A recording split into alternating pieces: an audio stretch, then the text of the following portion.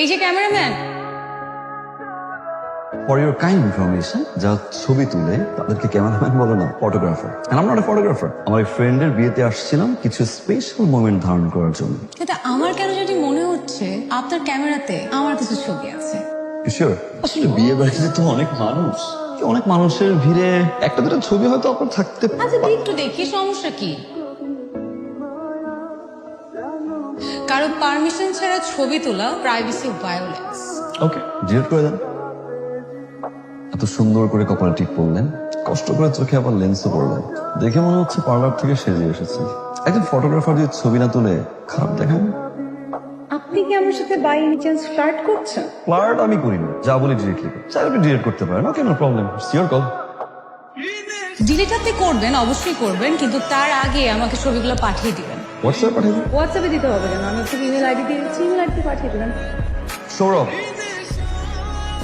Dipa, nice to meet you.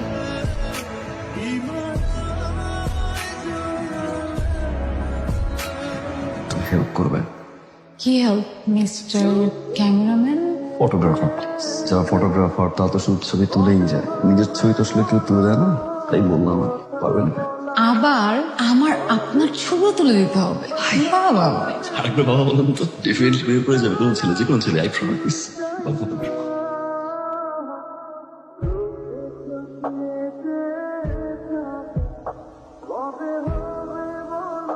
কি ব্যাপার, mood of মনে হচ্ছে? আমার বাবা আসলে একটু অসুস্থ।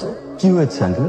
বাবার আসলে যে বিজনেসটা ছিল, বাবা সেখানে অনেক টাকা ইনভেস্ট করে ফেলে। তারপর যখন লস হয়, আস্তে আস্তে বাবা মেন্টালি অ্যান্ড ফিজিক্যালি সিক হয়ে পড়ে। এখনো ওই অবস্থায় আছে। সুস্থ হয়ে যাবে, আই প্রমিস। দোয়া করে দেবো। সৌরভ নামটা অনেক সুন্দর। সৌরভ নামের অর্থ হচ্ছে ঘ্রাণ, সুন্দর ঘ্রাণ। দীপা নামটাও কিন্তু খারাপ না। দীপা নামের অর্থ হচ্ছে বন্ধুত্ব করা।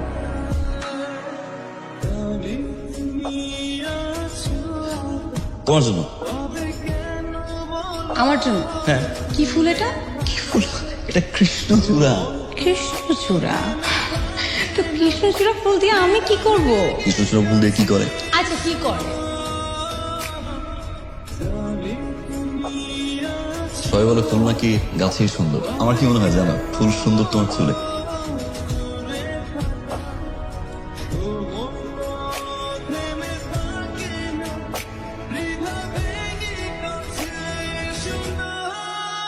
অনেক সুন্দর লাগছে।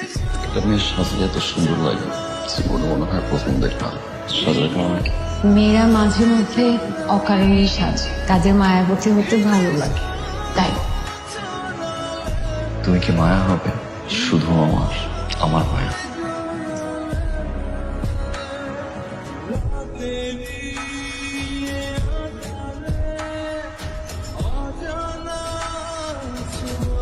তুমি এখানে কেন?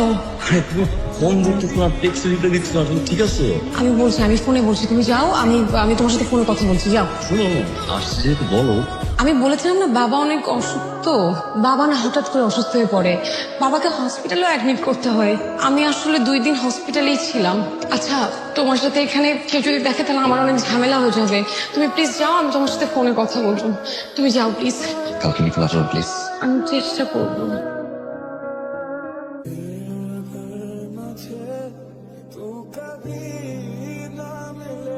আরে বাহ, আজ আপনি আমার আগে।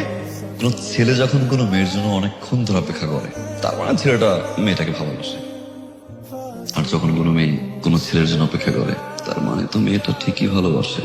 তবে ছেলেটা সেদিন আমি লাভ উইথ ইউ। সৌরভ, আমার কিছু কথা আছে। বলো। আমি তোমাকে বলেছিলাম না যে বাবার বিজনেসে অনেক লস হয়, অনেক ঋণ জমা হয়েছে। শিল্পা, আমি এই কথাগুলো জানি তো। না, আরো কিছু কথা আছে। সবকিছু দেখাশোনা করে বাবার বন্ধু আনিস আঙ্কেল। আমি জানি তো। আরো কিছু কথা আছে, তোমার শুনতে হবে সৌরভ। বাবার চিকিৎসার জন্য যত টাকা লাগে সব টাকা আনিস আঙ্কেলেরই দেওয়া, সব সময়ই দেয়। এখন আনিস আঙ্কেল চাচ্ছে তার ছেলের সাথে আমাকে বিয়ে দিতে। বাবাও এতে রাজি। সৌরভ, এমন না যে আমার অমতে রাজি হয়েছে। সবকিছু চিন্তা করে বাবার কন্ডিশন দেখে আমি বাবাকে না করতে পারিনি। সৌরভ আমি তোমাকে পছন্দ করি, কিন্তু আমার এই বিয়েটা করতে হবে। আমি সরি সৌরভ, পারলে আমাকে মাফ করে দিও। ভালো থেকো। मैं तेरी चाहते इश्क पे कहाँ बस किसी का चले खो भी जाए मेरी सांसें